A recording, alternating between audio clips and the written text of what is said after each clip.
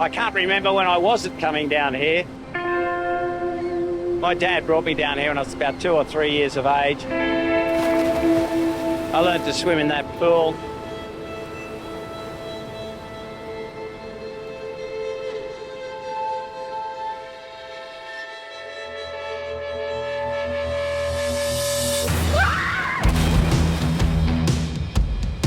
Summer, a lot of tourists, a lot of non-swimmers.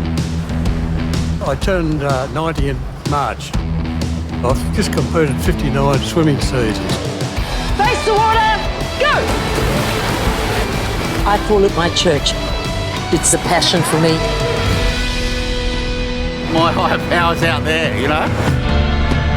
These guys are social swimmers, ex-Olympians, ex-Com Games swimmers.